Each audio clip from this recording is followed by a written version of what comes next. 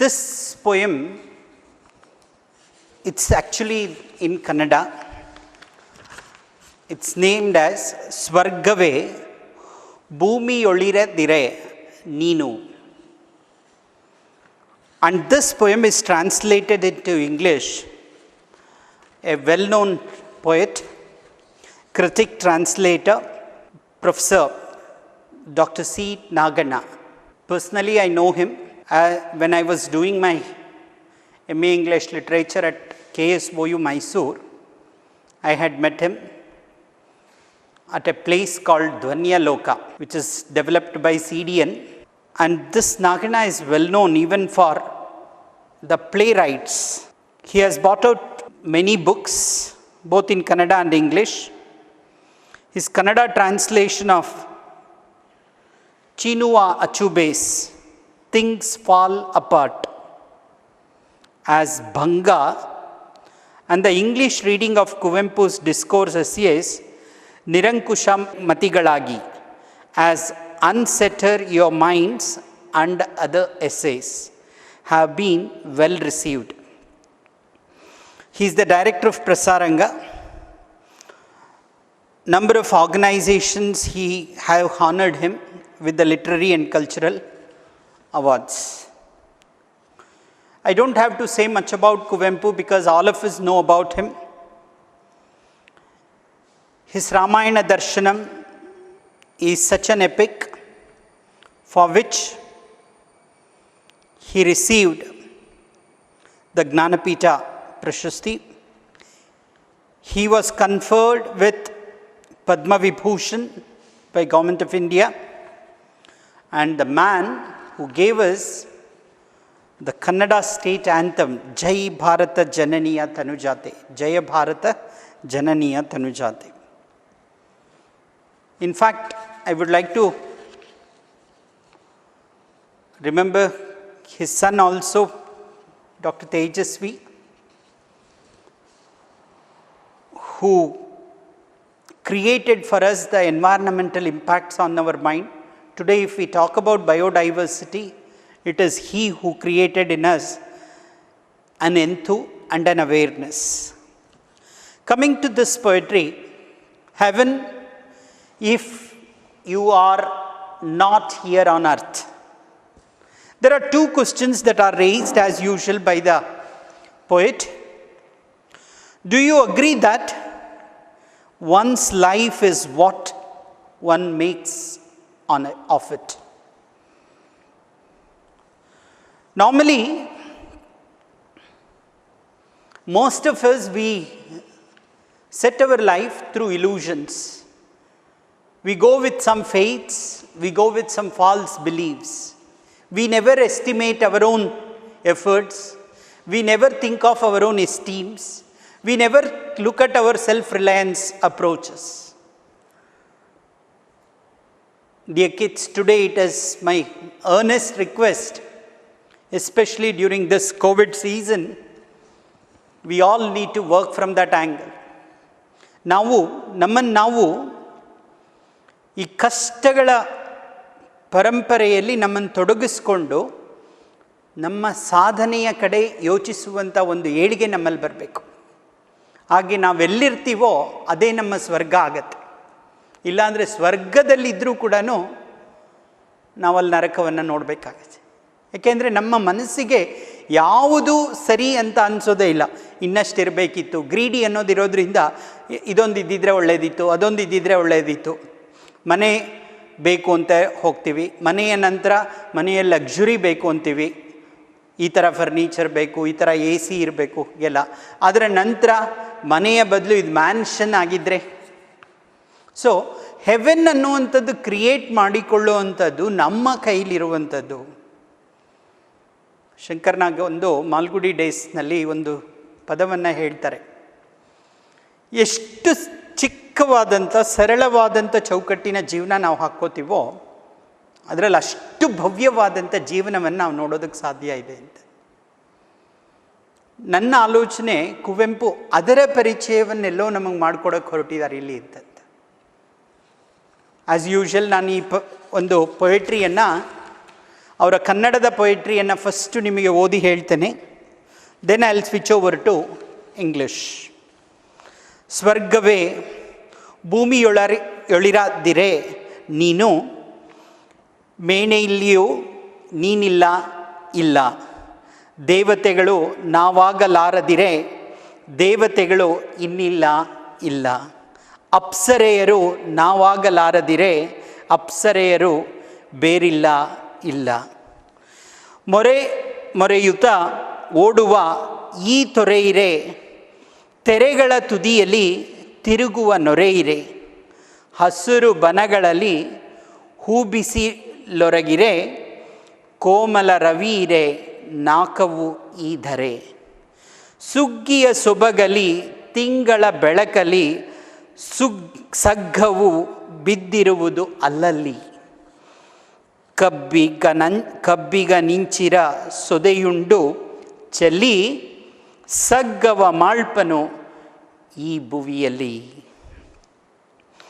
ಕುವೆಂಪು ಒಂದು ವಿಶಿಷ್ಟವಾದಂಥ ಆಲೋಚನೆಯನ್ನು ಮಾಡ್ತಾ ಇದ್ರು ಅನ್ನೋದಕ್ಕೆ ಇದೊಂದು ಎಕ್ಸ್ಕ್ಲೂಸಿವ್ ಸ್ಟೇಟ್ಮೆಂಟ್. ನನ್ನ ಮನಸ್ಸನ್ನು ನಾನು ಸರಿಪಡಿಸಿಕೊಳ್ಳದೆ, ನನ್ನ ಮನಸ್ಸನ್ನು ನಾನು ತಿದ್ದಿಕೊಳ್ಳದೆ, ಪ್ರಪಂಚದಲ್ಲಿ ಏನನ್ನೇ ನಾನು ನೋಡಿದ್ರೂ ಕೂಡ ಅದರಲ್ಲಿ ನನಗೊಂದು ಸ್ಯಾಟಿಸ್ಫ್ಯಾಕ್ಷನ್ ಇರೋದಿಲ್ಲ. ನಾನು ಅದನ್ನು ಪರಿಪೂರ್ಣವಾಗಿ ಎಂಜಾಯ್ ಮಾಡೋದಕ್ಕಾಗೋದಿಲ್ಲ ಅಂತ. ಒಂದು ಸಣ್ಣದಾಗಿ ನಿಮಗೊಂದು ಪುಟ್ಟ ಕಥೆಯನ್ನು ಹೇಳಿ ನಾನು ವಾಪಸ್ ಈ ಕ್ಲಾಸಿಗೆ ಬರ್ತೇನೆ. ನೀವೆಲ್ಲರೂ ಕೇಳಿರ್ತಕ್ಕಂಥದ್ದು ತ್ಯಾಗರಾಜರು ಅಂತಂತ ಈ ಭರತಖಂಡ ಕಂಡಂಥ ಒಬ್ಬ ವಿಖ್ಯಾತ ಗಾಯಕರು, ಸಂಗೀತಗಾರರು. ನಾನಾ ಕೃತಿಗಳನ್ನು ನಮಗೋಸ್ಕರ ರಚಿಸಿ ಶ್ರೀರಾಮನೇ ಸರ್ವಸ್ವ ಅಂತಂತ ಹೇಳಿ ಆ ರಾಮನ ಜಪವನ್ನು, ಆ ರಾಮ ಸ್ಮರಣೆಯನ್ನು ಜನಪ್ರಿಯ ಗೀತೆಗಳ ಮೂಲಕ ನಮಗೆ ಕೊಟ್ಟವರು ತ್ಯಾಗರಾಜರು. ಅವ್ರಿಗೆ ಅವರ ಜೀವನದಲ್ಲಿ ಒಂದು ಸಣ್ಣ ಪ್ರಕ್ರಿಯೆ ನಡೆಯುತ್ತೆ. ಒಬ್ಬ ರಾಜ ಅವರ ಮನೆಗೆ ಅಷ್ಟೈಶ್ವರ್ಯಗಳನ್ನು ಕೊಟ್ಟು ಕಳಿಸಿ, ನೀವು ನಮ್ಮ ಆಸ್ಥಾನ ವಿದ್ವಾಂಸರಾಗಬೇಕು ಅಂತಂತ ಹೇಳಿ ಕಳಿಸ್ತಾನೆ. ಇವರು ಮನೆಯಲ್ಲಿ ಅಷ್ಟೇನು ಶ್ರೀಮಂತಿಕೆ ಇರಲ್ಲ, ಬಹಳ ಸರಳವಾದಂಥ ಜೀವನ, ಕಡು ಬಡತನವೇ ಹೇಳ್ಬೋದು ನಾನು. ಇವರ ಅಣ್ಣನಿಗೆ ತುಂಬ ಹಣದ ಆಸೆ, ಐಶ್ವರ್ಯ, ಇದರ ವ್ಯಾಮೋಹ ಜಾಸ್ತಿ ಇರುತ್ತೆ. ಅಣ್ಣ ಅತ್ತಿಗೆ ಆ ಬಂದಂಥ ಒಂದು ರಾಜ ಉಡುಗೊರೆಗಳನ್ನು ನೋಡಿ ಆಸೆ ಪಟ್ಟು ಏನೆಲ್ಲ ಹೇಳಲಿಕ್ಕೆ ಶುರು ಮಾಡ್ತಾರೆ. ಅದು ಕೊಡು, ಇದನ್ನು ಕೊಟ್ಟಿರೋದಕ್ಕೆ, ಅದನ್ನು ಕೊಟ್ಟಿರೋದಕ್ಕೆ ವರ್ಣನೆ ಮಾಡ್ತಾ ಹೋಗ್ತಾರೆ. ಆದರೆ ತ್ಯಾಗರಾಜರು ಒಂದು ಮೂಲೆಯಲ್ಲಿ ನಿಂತ್ಕೊಂಡು ಅದನ್ನು ನೋಡ್ತಾ ಇರ್ತಾರೆ. ತ್ಯಾಗರಾಜರಿಗೆ ಒಂದು ಹೆಣ್ಮಗಳಿರ್ತಾಳೆ. ಅವರ ಶ್ರೀಮತಿ ಮತ್ತು ಹೆಣ್ಮಗಳು ಒಂದು ಕೊನೆಯಲ್ಲಿ ನಿಂತು ನೋಡ್ತಾ ಇರುವಾಗ ಇವರಿಬ್ಬರು ಅಣ್ಣ ಮತ್ತು ಅತ್ತಿಗೆಯ ಹಾರಾಟವೇ ಜಾಸ್ತಿ ಆಗಿರುತ್ತೆ. ಆಗ ರಾಜ್ ಭಟ್ರು ಬಂದವರು ನಿಲ್ಲಿಸ್ತಾರೆ ಅವರ ಅಣ್ಣನನ್ನು. ಮೊದಲು ನಿಮ್ಮ ತಮ್ಮ ಇದನ್ನು ನಾನು ಸ್ವೀಕರಿಸ್ತಾ ಇದ್ದೀನಿ ಅಂತ ಒಪ್ಪಿಕೊಳ್ಳಿ, ಆಮೇಲೆ ಇದೆಲ್ಲ ನಿಮ್ಮದಾಗತ್ತೆ ಅಂತ. ತ್ಯಾಗರಾಜರು ಒಂದು ವಾಕ್ಯವನ್ನು ಹೇಳ್ತಾರೆ. ನನ್ನ ಸೌಭಾಗ್ಯ ಯಾರು ಅಂತಂದರೆ ಆ ರಾಮ ಜಪ. ನನ್ನ ಸೌಭಾಗ್ಯ ಯಾರು ಅಂತಂದರೆ ಆ ರಾಮನಾಮ ಸ್ಮರಣೆ. ನನ್ನ ಸೌಭಾಗ್ಯ ಯಾರು ಅಂತಂದರೆ ಶ್ರೀರಾಮ ನನ್ನ ಜೀವನದಲ್ಲಿ, ನಮ್ಮ ಜೀವನದಲ್ಲಿ ಸದಾ ನಮ್ಮ ಜೊತೆ ಬೆರೆತಿರ್ತಕ್ಕಂಥದ್ದು. ಇದು ಬಿಟ್ಟು ನನಗೆ ಯಾವ ಭಾಗ್ಯವೂ ಈ ಜೀವನದಲ್ಲಿ ಬೇಡ, ಇದೇ ನನ್ನ ಸ್ವರ್ಗ ಅಂತ ವರ್ಣನೆ ಮಾಡ್ತಾರೆ.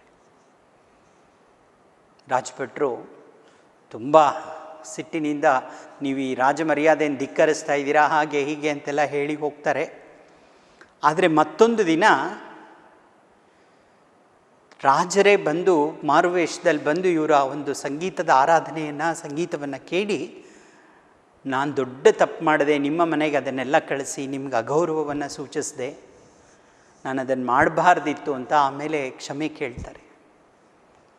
ನಾನು ಯಾಕೆ ಈ ಕಥೆಯನ್ನು ನಿಮ್ಮ ಮುಂದೆ ಇಟ್ಟೆ ಅಂತಂದರೆ ಮಕ್ಕಳೇ, ಸ್ವರ್ಗದ ಇರಿಸುವಿಕೆ ನಮ್ಮಲ್ಲಿ ಎಲ್ಲಿದೆ ಆ ಸ್ವರ್ಗ ಅಂತಂದರೆ ನಾನಿರುವಲ್ಲಿದೆ, ನನ್ನ ಸಂತೋಷದಲ್ಲಿದೆ.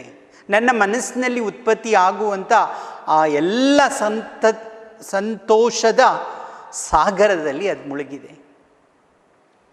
ಎಲ್ಲವೂ ಇದ್ದು ಕೊರಗು ನಮ್ಮ ಜೊತೆಯಲ್ಲಿದ್ದರೆ, ಆಗಲೇ ಹೇಳಿದಾಗೆ ಒಂದು ಗೋಲ್ಡನ್ ಸ್ಪೂನ್ನ ಬಾಯಲ್ಲಿಟ್ಕೊಂಡು ಹುಟ್ಟಿರೋನಿಗೂ ಕೂಡ ಆ ಸಂತೋಷ ಇರೋದಿಲ್ಲ. ಯಾಕೆಂದರೆ ಇನ್ನೇನೋ ಬೇಕು, ಮತ್ತೇನೋ ಬೇಕು ಅನ್ನುವಂಥದ್ದು. ಅದೇ ಸಂತೃಪ್ತಿ ಅನ್ನೋದಿದ್ದರೆ ಸ್ವರ್ಗ ನಮ್ಮದಾಗುತ್ತೆ. Let me carry you through this poem which is written by Kuvempu. Heaven, if you are not here on earth, where else could you be? If you are not here, where else could you be? If we were ourselves cannot be gods, then there can be no gods. If we ourselves aren't heavenly nymphs, the nymphs are not elsewhere. While this roaring stream rushes, fast rolling surf at the edge of waves, the tender sunshine beams on verdant gardens, and then the gentle sun makes this earth heaven. In the splendor of harvest and of moonlight, heaven lies all over, imbibing and spilling the song of nectar. The poet does create heaven on earth. Let me take you through this summary for a minute.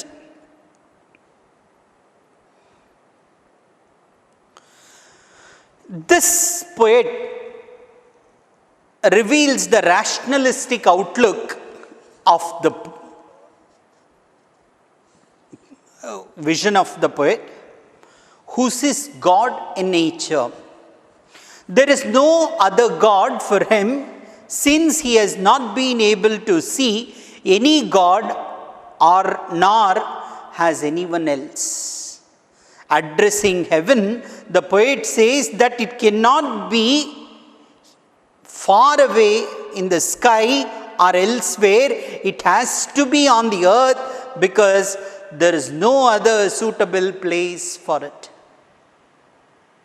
ನಾನಾಗಲೇ ಹೇಳಿದಾಗೆ, ನಾವಿರುವ ಜಾಗದಲ್ಲಿ ಸ್ವರ್ಗ ಮೂಡೋದಕ್ಕೆ ಸಾಧ್ಯ ಇದೆ ಆಗಲಿ, ಮತ್ತೆಲ್ಲೋ ಇನ್ನೆಲ್ಲೋ ಅಲ್ಲೆಲ್ಲೋ ಇದೆ ಅನ್ನುವಂಥದ್ದು ಹೇಳೋದು ಮೂರ್ಖತನ. It has to be on earth because there is no other suitable place for it. We human beings have to be God or heavenly nymphs, because there are no other gods or nymphs. ದೇವತೆಗಳಿದ್ದಾರೆ, ಅವರಿದ್ದಾರೆ, ಇವರಿದ್ದಾರೆ ಅಂತ ಆಲೋಚನೆ ಮಾಡೋದೇ, ಏಕೆಂದರೆ ನಮ್ಮಲ್ಲೆಲ್ಲ ಅದನ್ನು ಕಾಣಬಹುದು. ಎಷ್ಟೋ ಜನರು ಕುವೆಂಪುವನ್ನು ನಾಸ್ತಿಕರಾಗಿ ಕೂಡ ನೋಡಿದ್ದಾರೆ. ಆದರೆ ಅವರಲ್ಲಿದ್ದಂಥ ಅಂತರಾತ್ಮದ ಪ್ರಾರ್ಥನೆ ಇದೆಯಲ್ಲ, ಅದು ಬಹಳ ಮುಖ್ಯವಾಗಿ ನಾವಿಲ್ಲಿ ಅರ್ಥ ಮಾಡ್ಕೋಬೇಕು. ಅವ್ರು ಹೇಳ್ತಾ ಇದ್ದಾರೆ, ದೇವರು ಅನ್ನುವಂಥ ಪದಕ್ಕೆ ನಮ್ಮಲ್ಲಿ ನಾವು ಕಾಣಿಸ್ಕೋಬೇಕು, ನಮ್ಮಲ್ಲಿದ್ದಾನೆ ಅವನು. ಅದಕ್ಕೆ ನಾವು ವೆಯ್ಟೇಜ್ ಕೊಟ್ಟಾಗ ನಮಗೆ ನಮ್ಮ ಮೇಲೆ ತುಂಬ ಬೆಲೆ ಬರೋಕ್ಕೆ ಸಾಧ್ಯ ಇದೆ. ನಾವು ಈ ದೇಹವನ್ನು ಮೆಟೀರಿಯಲಿಸ್ಟಿಕ್ ವಸ್ತುವಾಗಿ ಯೂಸ್ ಮಾಡ್ತಾ ಇದ್ದೀವಿ. Make it as a holy temple ಅಂತ ಹೇಳ್ತಾರೆ. You can see an angel in you, you can see a nymph in you, you can see a God in you. Nobody has seen them, because ನಾವು ಎಲ್ಲೂ ಹೋಗಿ ದೇವತೆಗಳೆಲ್ಲಿದ್ದಾರೆ, ದೇವರೆಲ್ಲಿ ಯಾರು ನೋಡೋಕ್ಕೆ ಸಾಧ್ಯ ಆಗಿಲ್ಲ. Nature is got to him, and worship of nature is worship of God. ಈ ಪರಿಸರವನ್ನು, ಈ ಜಗತ್ತನ್ನು ಪೂಜಿಸಿದ್ರೆ ಸಾಕು, ಆ ಜಗನ್ಮಾತೆ ಒಲಿದು ಬರ್ತಾಳೆ. ಯಾಕೆ ನಾವು ಈ ಭೂಮಿ ತಾಯಿಯನ್ನು ಆ ರೀತಿಯಲ್ಲಿ ಪ್ರಾರ್ಥಿಸಬೇಕು? ಆಕೆಗೆ ಯಾಕೆ ಶೀಸ್ ಮದರ್ ಅಂತ ಯಾಕೆ ಭೂಮಿಯನ್ನು ಕರಿತೀವಿ? Because she's the one who gives everything to us. ನೋಡಿ, ಒಬ್ಬ ಸೋಲ್ಜರ್ನ ಕೇಳಿ, his ultimatum is his motherland. This is how we need to worship. ಅದಕ್ಕೆ ಅವ್ರು ಹೇಳ್ತಾರೆ, worship the nature, you find the God over there. So no, Worship of nature is worship of God. Nature is bountiful and generous towards man. ಕೇಳಿದ್ದನ್ನು ಕೊಡುತ್ತೆ ನೋಡಿ. ಕಲ್ಪವೃಕ್ಷ, ಭೂಮಿ ಮೇಲಿರ್ತಕ್ಕಂಥ ಒಂದು ತೆಂಗಿನ ಮರ, ಅದನ್ನು ಕಲ್ಪವೃಕ್ಷ ಅಂತ ಯಾಕೆ? ನಮಗೆ ಎಲ್ಲ ಅದರಿಂದ ಸಿಗೋ ಪ್ರತಿ ವಸ್ತುವಿನಿಂದನೂ ಉಪಯೋಗ ಇದೆ. ಕಾಮಧೇನು, ಹಸು, ಎಲ್ಲ ವಸ್ತುಗಳು ನಮಗೆ ಅದರಿಂದ ಸಿಗ್ತಕ್ಕಂಥದ್ರಲ್ಲಿ ಉಪಯೋಗ ಇದೆ.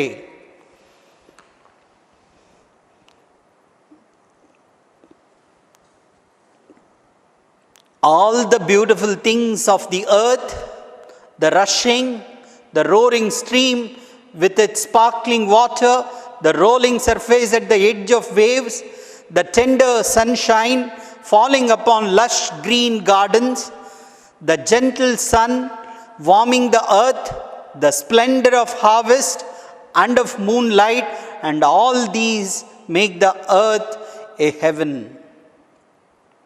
He feels that surely there cannot be anything more beautiful to constitute a heaven. ಇದೆಲ್ಲವನ್ನು ಬಿಟ್ಟು ಇನ್ನೇನು ಇರೋಕ್ಕೆ ಸಾಧ್ಯ ಇಲ್ಲ. ಯಾಕೆ ಅಂತಂದರೆ ನಮ್ಮ ಕೇಳಿರ್ತಕ್ಕಂಥ ಬಿಸಿ, ತಣ್ಣಗಿರ್ತಕ್ಕಂಥ ವಾತಾವರಣ, ಸುತ್ತಲೂ ಇರ್ತಕ್ಕಂಥ ಗ್ರೀನರೀಸ್ ಎಲ್ಲವನ್ನು ಆ ಜಗತ್ತು ನಮಗೆ ಕೊಟ್ಟಿದೆ. The gentle sun warming the earth, the splendour of harvest and of moonlight, all these makes the earth heaven. He feels that surely there cannot be anything more beautiful to constitute a heaven. ಇಂಥ ಒಂದು ಸುಂದರವಾದಂಥ ಪರಿಸರಕ್ಕಿಂತ ಬೇರೆ ಇನ್ನೇನೂ ಇರೋದಕ್ಕೆ ಸಾಧ್ಯ ಇಲ್ಲ.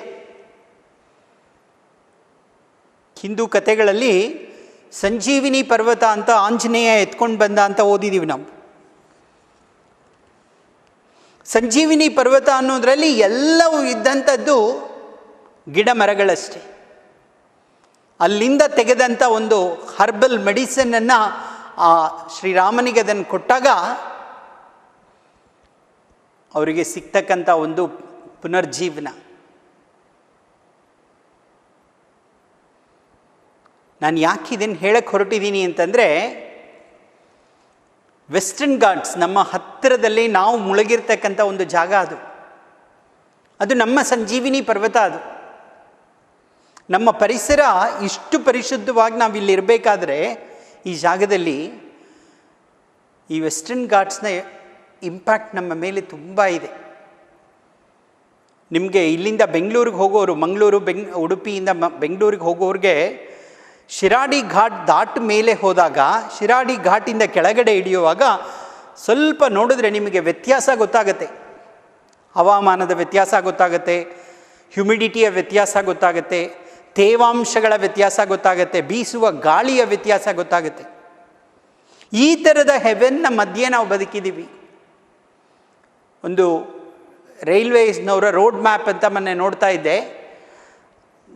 The train that travels between Bangalore and Mangalore, ಇದು ಸಕಲೇಶ್ಪುರದಿಂದ ಹೊರಟು ಆ ಟನಲ್ ಮೂಲಕ ಸುಬ್ರಹ್ಮಣ್ಯಕ್ಕೆ ಬಂದು ತಲುಪುವಾಗ ಶಿರಾಡಿ ಘಾಟ್ನ ಟನಲ್ನಲ್ಲಿ ಅಲ್ಲಿ ಕಾಣುವ ಒಂದು ಸೌಂದರ್ಯ ಇದೆಯಲ್ಲ, ಪರಿಸರದ ಅದನ್ನು ವರ್ಣನೆ ಮಾಡೋದಕ್ಕೆ ಸಾಧ್ಯ ಇಲ್ಲ ಅಂತ ಅವರೇ ಹೇಳ್ತಾರೆ. 57 ಟನಲ್ಗಳಿದೆಯಂತಲ್ಲಿ. ನಾನು ಯಾಕಿದನ್ನು ಹೇಳ್ತಾ ಇದ್ದೀನಿ ಅಂತಂದರೆ, ಅಂಥ ಸುಂದರವಾದಂಥ ಪರಿಸರ, ಅಂಥ ಪ್ರೀತಿಸುವಂಥ ಒಂದು ಜಗನ್ಮಾತೆ ದೇವರು ನಮ್ಮ ಜೊತೆಯಲ್ಲೇ ಇಲ್ಲಿರುವಾಗ ಬೇರೆ ದೇವರನ್ನು ನಾವು ಯಾಕೆ ಹುಡುಕೊಂಡು ಹೋಗಬೇಕು?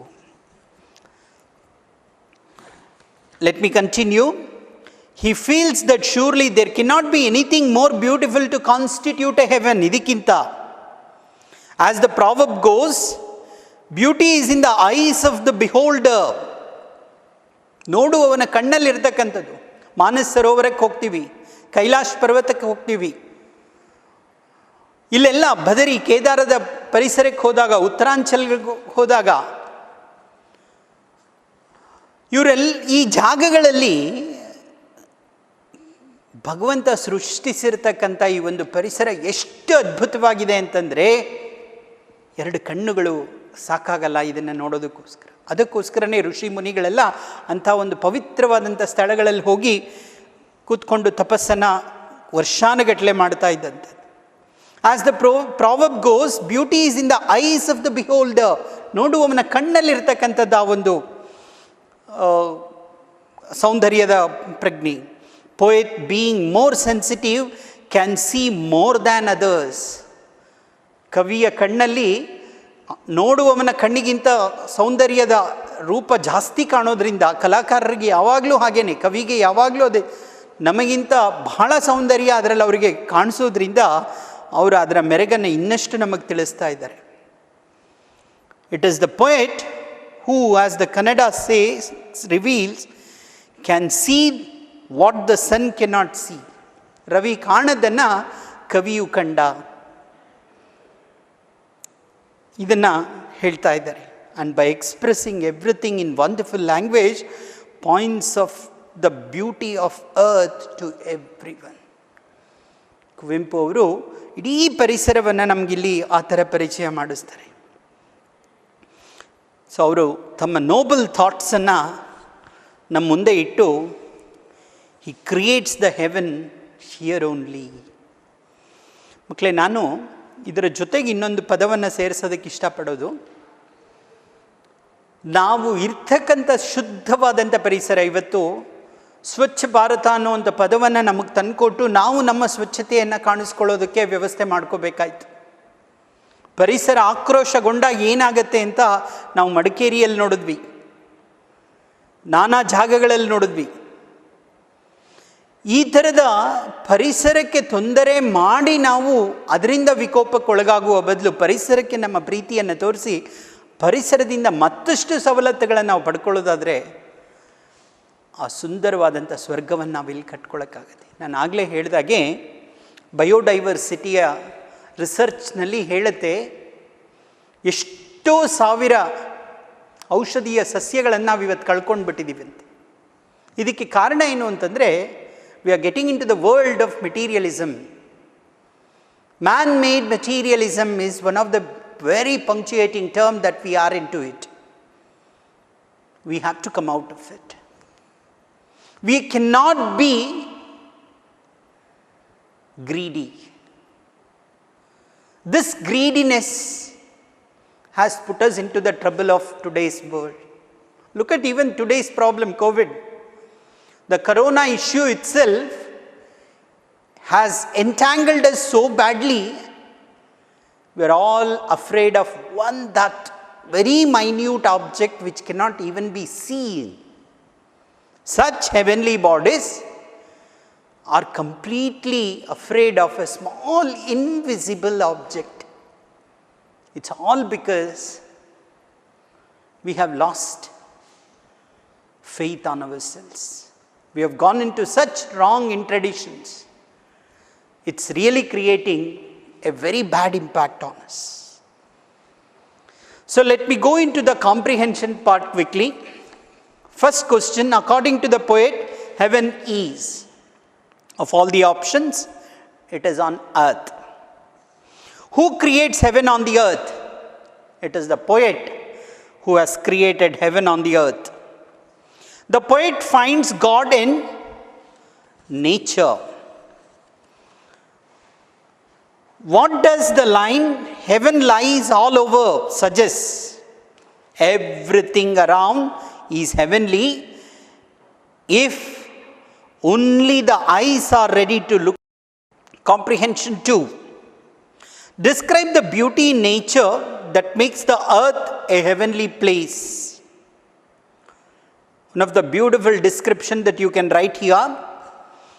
In order to stress his claim, the heaven can be nowhere but this earth. The poet points to the many beauties of nature.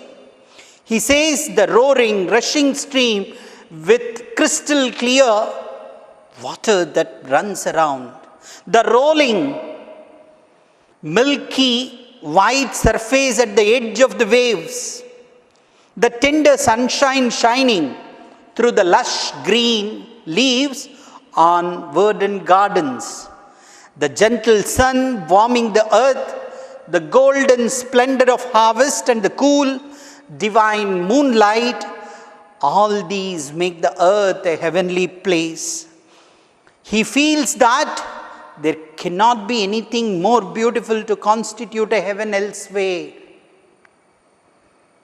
ಮಕ್ಕಳೇ, ಈ ಕಾನ್ಸೆಪ್ಟನ್ನು ಕ್ಲಿಯರಾಗಿ ಓದ್ಕೋಬೇಕು. Question is, describe the beauty in nature that makes the earth a heavenly place. ಎಷ್ಟು ಸಾಧ್ಯ ಆಗುತ್ತೋ use the right words. You need to describe this. ಅಡ್ಜೆಕ್ಟಿವ್ಸ್ನ ಹಾಕೋದು, ಬ್ಯೂಟಿಫುಲ್ ವರ್ಡ್ಸ್ನಿಂದ describe your heavenly mother earth. You get the answer for it. Second question, why does the poet feel the earth is more beautiful than heaven? The poet feels the heaven cannot be anywhere else but on earth, because everywhere around him he sees wonderful scenes of pristine nature. So prominent nature is seen surrounded by him. Besides, he is amidst this beautiful nature and he has not seen heaven, because none of us have seen heaven. Hence, instead of pining for something he might never get to know, the poet feels all of us should thrill in being on this earth where nature is bountiful in every respect. Further, he is satisfied with himself because he is imbibing and spilling the song of nectar, thereby creating heaven on earth. That is to say, unlike others who cannot be poetic, he has the ability to recognize the beauty of nature and express its vividity in well-measured lines. Through his articulation of joy, he creates heaven on the earth for himself and for everyone else. ಇನ್ನು third ಕಾಂಪ್ರಿಹೆನ್ಷನಲ್ಲಿ ನಿಮ್ಮ ಹತ್ರ ಇರ್ತಕ್ಕಂಥ ಪ್ರಶ್ನೆಗಳು: how does the poet break the myth of heaven in this poem? How does, second question, how does the poem celebrate the power of the poet? ಈ ಎರಡೂ ಪ್ರಶ್ನೆಗಳ ಉತ್ತರವನ್ನು ಆನ್ ಸ್ಕ್ರೀನ್ನಲ್ಲಿ ನಾನು ನಿಮ್ಮ ಜೊತೆ ಶೇರ್ ಮಾಡ್ತೀನಿ. ದಯವಿಟ್ಟು ಇದನ್ನು ತಿಳ್ಕೊಳ್ಳಿ. ಬಹಳ ಮುಖ್ಯವಾಗಿ ಈ ಪದಗಳಲ್ಲಿ ಉಪಯೋಗಿಸಿರ್ತಕ್ಕಂಥ ಕೆಲವು ಸಣ್ಣ ಸಣ್ಣ ಪದಗಳನ್ನು ನಾನು ನಿಮ್ಮ ಜೊತೆ ಶೇರ್ ಮಾಡ್ಕೊಳ್ಳೋಕೆ ಇಷ್ಟಪಡ್ತೀನಿ. ಒಂದು ನಿಂಫ್, ಡ್ಯಾಮ್ಸಲ್ ಅನ್ನೋವಂಥದ್ದು. ಎರಡನೇದು verdant, the green of grass or other rich vegetation. ಮೂರನೇದು ನೆಕ್ಟರ್, ಅಮೃತ, the drink of the gods. ಇವು ಮೂರು ಪದಗಳನ್ನು ತುಂಬ ಎಸೆನ್ಷಿಯಲ್ ಆಗಿ ನಾವು ತಿಳ್ಕೊಬೇಕಾದಂಥದ್ದು. ಇಷ್ಟೇ ಹೇಳಕ್ಕೆ ಇಷ್ಟಪಡ್ತೀನಿ. ಪೊಯೆಟ್ ನಮ್ಮ ಮುಂದೆ he has created a real heaven on earth which is surrounded by us. We need to live in this. We need to enjoy this. We have to see it. We need to respect it. We have to preserve this, conserve this. If this heaven is taken care, heaven will give us back all that what we expect. Thank you.